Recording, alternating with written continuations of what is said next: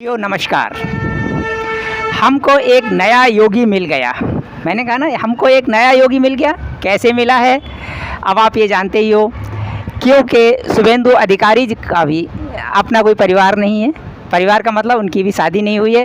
वो सिर्फ खाली जैसे बुलडोज़र बाबा है ना, उन्होंने तो संन्यास धारण कर रखा है। इन्होंने संन्यास धारण नहीं किया है ग्रस्त, मगर उस ग्रस्त के साथ साथ वही तेज़ तर्राट, वही सारी चीज़ें, यानी कि ममता बनर्जी की जो उनका जो किला ढाया है, उनको जो मिट्टी में गिराया है।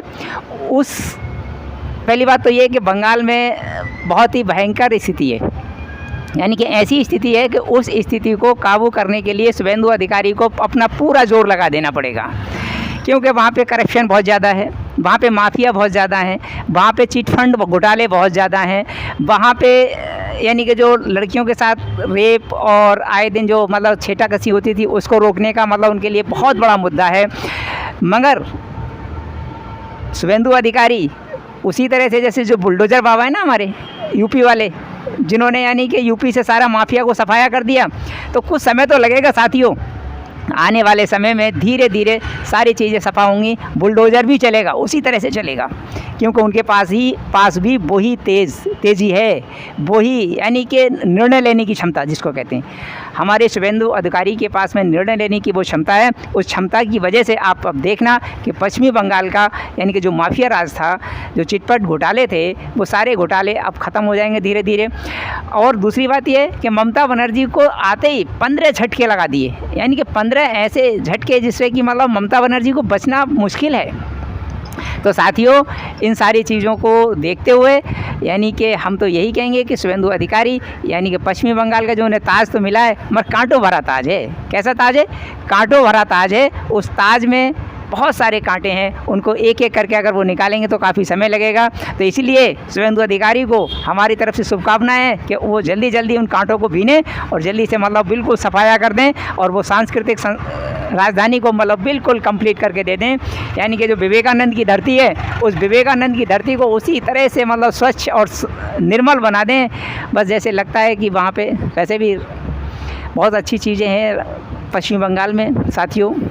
तो मैं यही कहूँगा साथियों, यानी कि पश्चिमी बंगाल का अब शुद्धिकरण हो रहा है।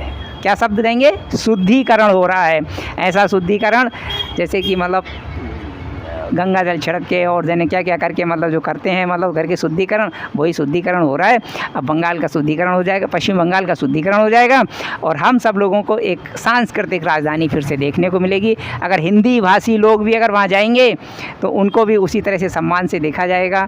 कहने का मतलब ये कि पहली बार पश्चिमी बंगाल में इलेक्शन हुआ, ऐसा इलेक्शन हुआ कि जिसमें मारकाट खून खराबा नहीं हुआ हो। पिछली बार तो ऐसा हुआ था, 21 में ही देखा था आपने कि इलेक्शन हो गया, काउंटिंग हो गई, ममता की ताजपोशी हो गई, उसके बाद में ना जाने कितने हिंदुओं को काटा गया। तो वो अब के नहीं हुआ। और दूसरी बात यह है कि शुभेंदु अधिकारी की जो फ़ौज है, यानी कि जो उनकी टीम को लीडर हैं, चाहे वो अजय जी हों, हैं, अजय के नाम से ही पश्चिम बंगाल कांपने लगा है। एक ऐसा अधिकारी जो पहुंचा हुआ है कि उस अधिकारी के नाम से ही लोग कांप जा रहे हैं। बनर्जी अब छुपे छुपे घूम रहे हैं, जो छाती ठोक के कह रहे थे मैं 5 तारीख को देखूंगा। अब वो 5 तारीख तो आ गई, अब वो खुद ही भागे घूम रहे हैं कि मैं कहाँ छुपूँ, कौन से बिल में घुस जाऊँ।